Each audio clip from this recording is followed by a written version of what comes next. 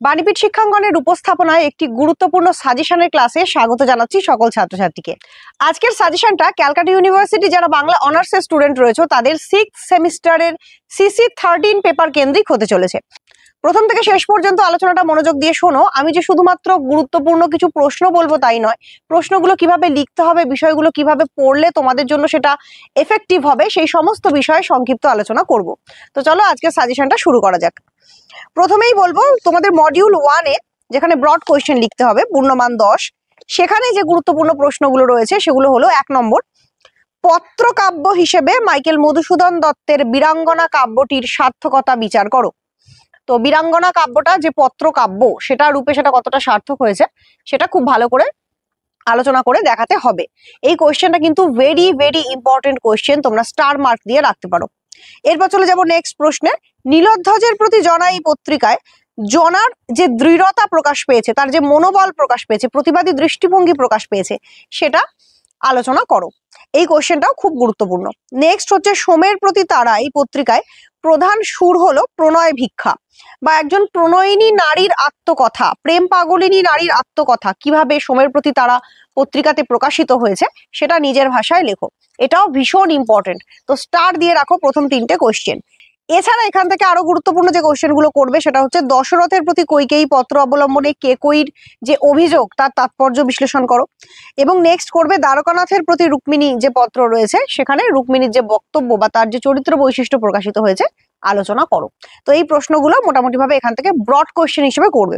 এবার 5 নম্বরের জন্য এখান থেকে যে প্রশ্নগুলো করবে সেগুলো হলো, দশরথের প্রতি কৈকেয়ীর পত্রটিকে কি অনুযোগ পত্র বলা যায়? আলোচনা করো।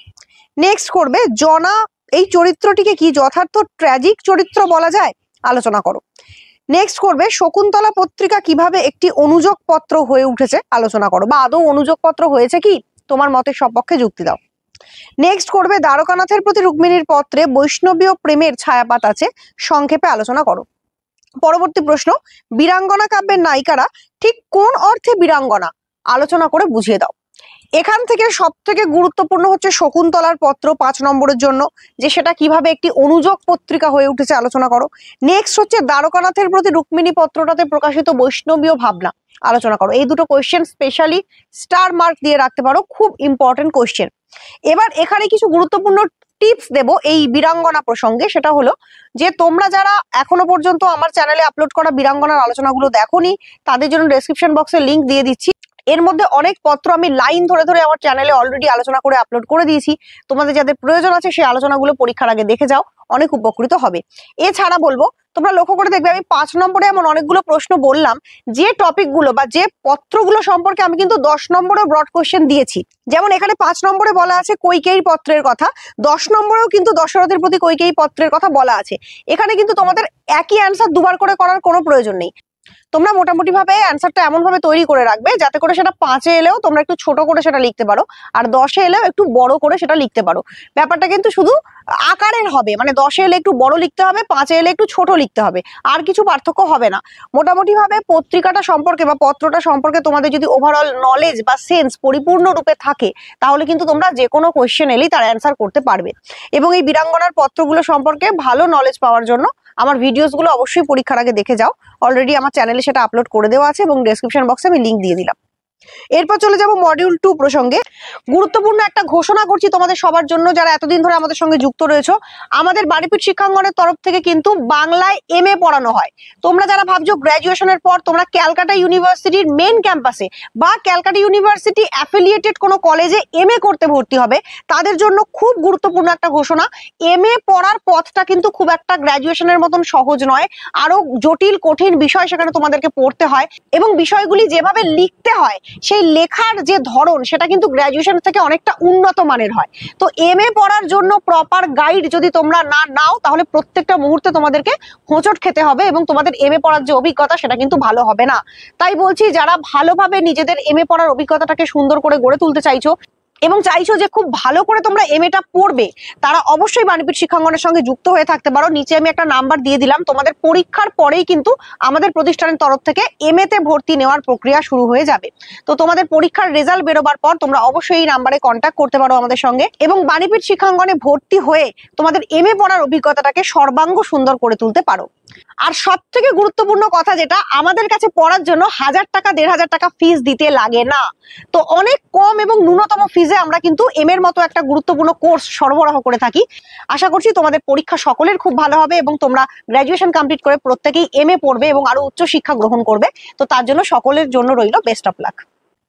এরপর চলে যাব মডিউল 2 প্রসঙ্গে। এখানে খুব গুরুত্বপূর্ণ একটা প্রশ্ন হচ্ছে, অভিশাপ কবিতা অবলম্বনে কাজী নজরুল ইসলামের প্রেম ভাবনা ব্যক্ত করো।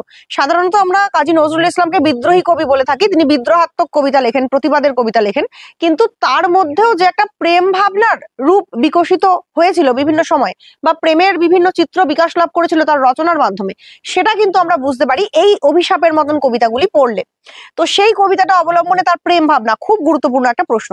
নেক্সট যে প্রশ্নটা করবে সেটা হলো, কাজী নজরুল ইসলামের নারী কবিতায় তার নারী ভাবনা এবং সাম্যবাদী রূপে তিনি কিভাবে পুরুষ এবং নারীকে সমদৃষ্টিতে দেখেছেন সেই বিষয়টা ব্যক্ত করো। তো গোটা কবিতাটাকে খুব ভালো করে বুঝে, কবিতাটায় তার প্রকাশিত যে বক্তব্যগুলো রয়েছে, নারী এবং পুরুষের সমানাধিকার নিয়ে তিনি যে কথাগুলি বলেছেন বা দাবিগুলি তুলেছেন, সেই বিষয়গুলোকে লিখতে হবে।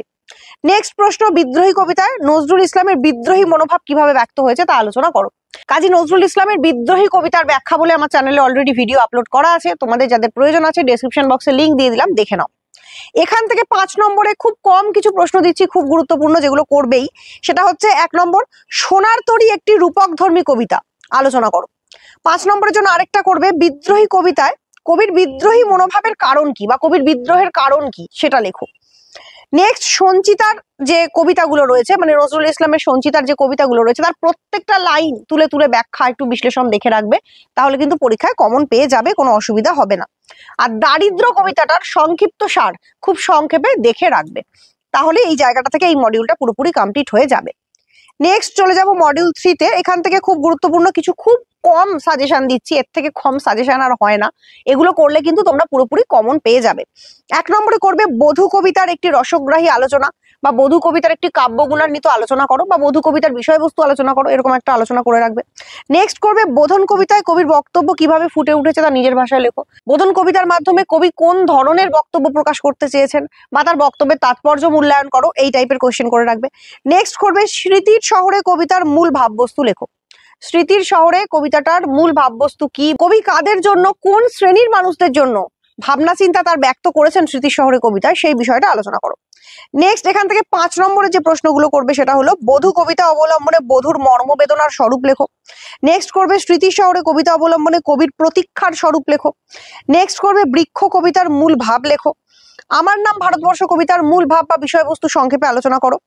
এইরকম ভাবে রেডি রাখবে। এছাড়া এখান থেকে আধুনিক যে কবিতাগুলো রয়েছে, যে কোনো কবিতা থেকে কিন্তু লাইন তুলে প্রশ্ন আসতে পারে, বা শর্ট কোশ্চেনেও যে কোনো কবিতা থেকে গুরুত্বপূর্ণ প্রশ্ন আসতে পারে। সেইভাবে করে নিজেদেরকে প্রিপেয়ার রাখবে, এবং সব কবিতাগুলোরই মোটামুটি বিষয়বস্তু, লাইন তুলে তুলে ব্যাখ্যা, সেগুলো পরীক্ষা দিতে যাওয়ার আগে দেখে যাবে। তো মোটামুটি এইভাবে করে তোমরা যদি প্রিপারেশন নাও, আশা করছি তোমাদের প্রত্যেকের পরীক্ষা ভালো হবে। এই সিসি 13 পেপারটা পুরোটাই কিন্তু ছিল বোঝার পেপার। কবিতাগুলো লাইন ধরে ধরে বুঝতে হতো এবং বুঝে সেই অনুযায়ী নিজেদেরকে প্রিপেয়ার করতে হতো। তোমরা নিশ্চয়ই সেইভাবে নিজেদেরকে প্রিপেয়ার করেছো। তো তোমাদের প্রত্যেকের পরীক্ষা ভালো হবে সেই আশা নিয়ে আজকের ভিডিওটা শেষ করছি। বেস্ট অফ লাক সবাইকে এক্সামের জন্য। পরবর্তী সাজেশনের জন্য অবশ্যই নজর রাখো বাণীপীঠ শিক্ষাঙ্গন ইউটিউব চ্যানেলে।